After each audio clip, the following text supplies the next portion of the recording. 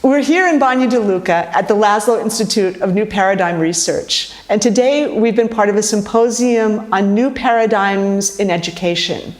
And we're sitting now with Anil Sarna, who's actually, you're not the principal, you're not the headmaster, because you don't use those terms, because he's at a very special school in Hebden Bridge in Northern England. So Anil, you shared this wonderful presentation on your school today. Can you tell our viewers a bit about that particular school? Well, yeah, we're a small school in Hebden Bridge, which is in West Yorkshire, in the Pennine Hills, between Manchester and Leeds. And we're a school with a kind of maximum, we're looking to be a maximum of about 100 children, that's all. And with about 15 maximum in each class. We've just been going for a few months. So it's a sort of pilot project right now? Yeah, we're a pilot project. We're only open one day a week at the moment because we're kind of showing how we work and we're learning about what it takes to put together a school like this, because it's something that doesn't, as far as I know, does not exist anywhere. What's special about it is that we practice yoga and meditation every day and we incorporate it into the learning.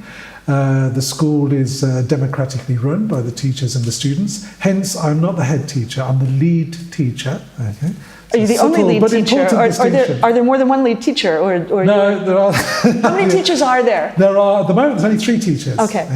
And then we study through topic-based learning, and with a kind of cross-curricular study where the teachers, the 3 of us, the art teacher, the science teacher, and the humanities teacher, which is myself, we all get together to plan a curriculum where they study a topic, integrating the science, the humanities, and the art into the study. So they're able to make associations and links between all these different subjects within what they're studying.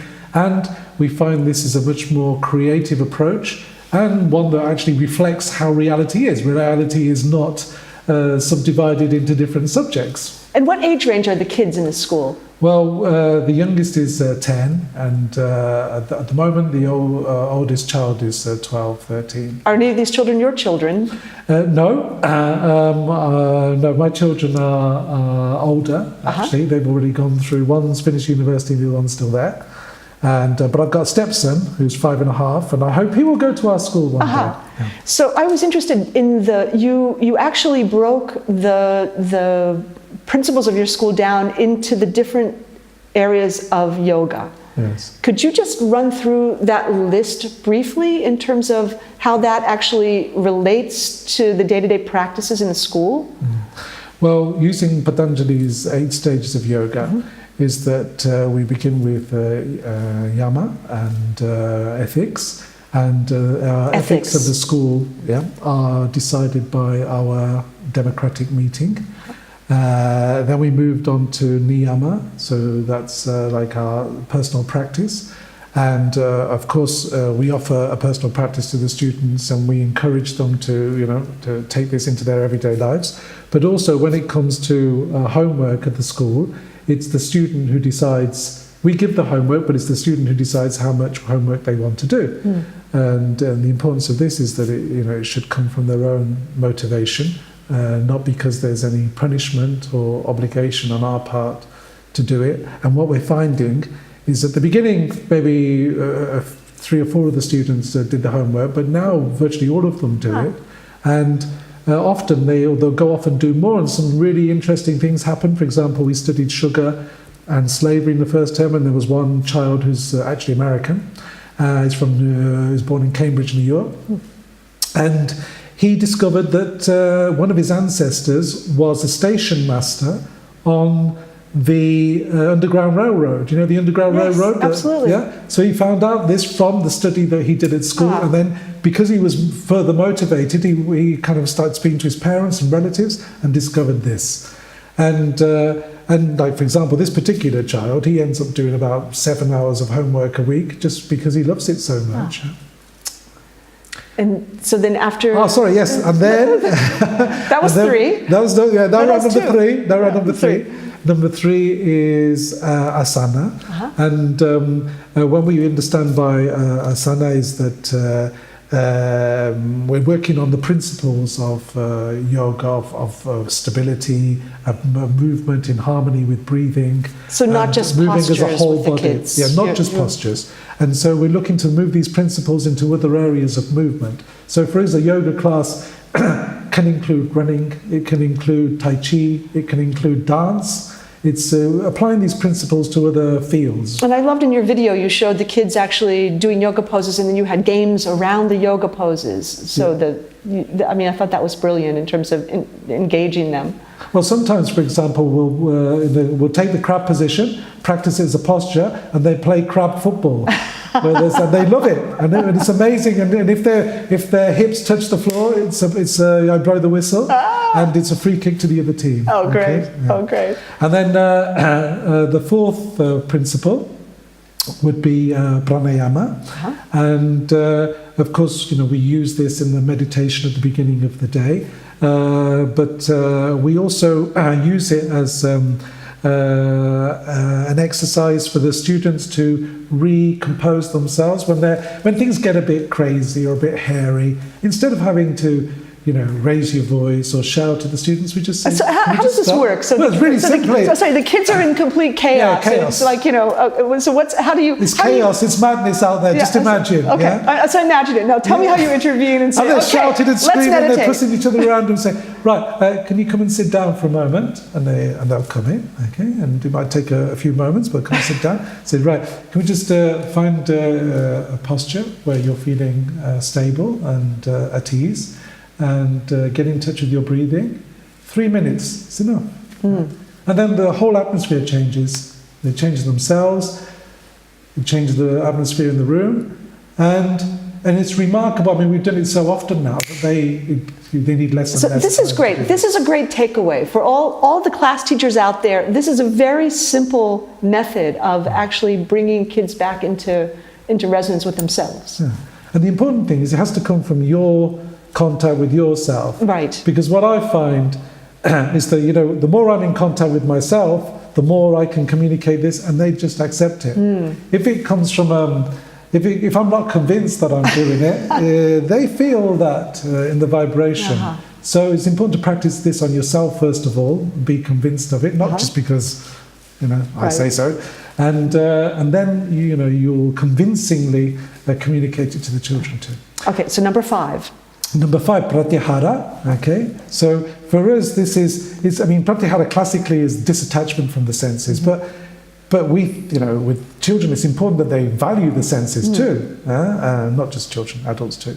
So it's like learning through the senses, using the senses, in experiential learning, being acute and sensitive to what's going on, sensorily in your body. And so first is that appreciation of the senses, and then also being aware of the limitations of the senses. The senses are not enough to explain reality, but they are very important in giving us a deeper experience. And we're speaking about the 5 senses that we typically recognize, or are you also looking at additional senses? Well, actually, I was just looking at the 5 senses. Okay. But I appreciate there are other ways of presenting the senses or the idea of senses. No? For us, for example, it's very important to develop the inner eye, and so that's something that we would say normally transcends those 5 senses. Right, exactly. No, we come from a community where we speak about inner senses that extend beyond those 5 senses. Oh, I'd very much like to hear more about that. Question. So then number 6. So number 6, dharana. So that's, classically is the 1-point concentration. And so, you're working on focusing on a candle or on a spot, or a particular point. And but also, if you take this into everyday life, it's being able to have an aim, a target, being able to be steadfast and keep your focus even when there may be events or other things that are going on around you that may try to take your eye off what you're trying to do. So it's this is a kind of wider sense of dharana. And then we move on to dhyana. And so dhyana is this the sense of being in communication with everything that's going on around you. Dhyana is like, Zen. So is that we take this, firstly we do a kind of Zen practice. We include Zen practices. I got into meditation through Zen originally. And but we also take this as a basis for our kind of interconnected study, and take understanding the subjects as interconnected and reality as interconnected, and opening our minds to seeing how these kinds of things work, and making kind of free associations as well. And then finally, samadhi, or oneness, where you experience what you experience and who experiences are one. And so there's this non-separation between oneself and the world. And actually, I find that children intuitively have this a lot. And it's us who have more difficulty as adults understanding it. They just get it very simply. And a lot of their ethics come from an intuitive understanding of this.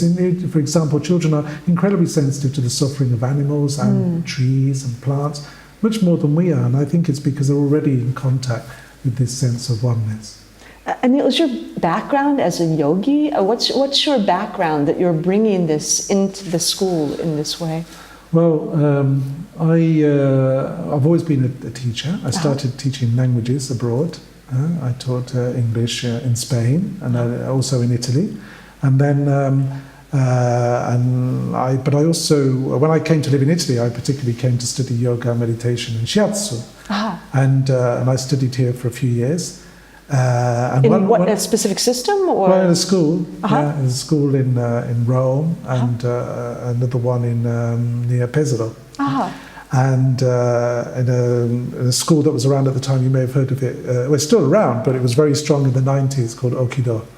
And what I found was, when I was studying yoga and meditation, I was also studying Italian. And I found that the deeper my practice, the better my capacity for learning.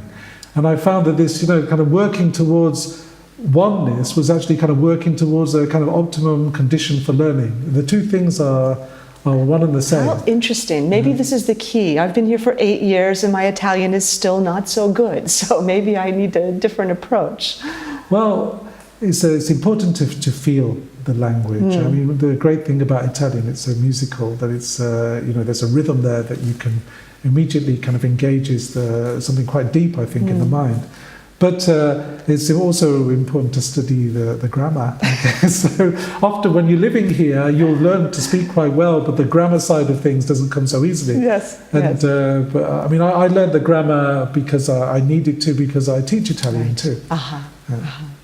Well, I really appreciate you sitting down with us and sharing some of the principles behind your school. You have a vision for this school, not just to be a single school in one local place, but to scale up, to be also something that can be replicated across Europe. Is that correct? Well, we'd be enchanted, we'd be delighted if the people wanted to set up schools like ours, or wanted some kind of input from what we're studying and doing in England. Personally, I would love us to have a school in Europe, preferably Italy or Spain, because I already speak these languages and I love these countries, and it would be fantastic, yes. Well, I think this is a great forum to share that on, and if there are people who are interested in a potential collaboration, they can be in touch with you? Yes. Oh, absolutely. I'm very open to anybody, just write to me, let me know. Great. Well, thank you so much for your presentation today, and thank you for sitting down with us this afternoon. Thank you. Would love to visit your school someday. Well, I'd love to visit your community too. So You're more than welcome. Thank you. Thank you.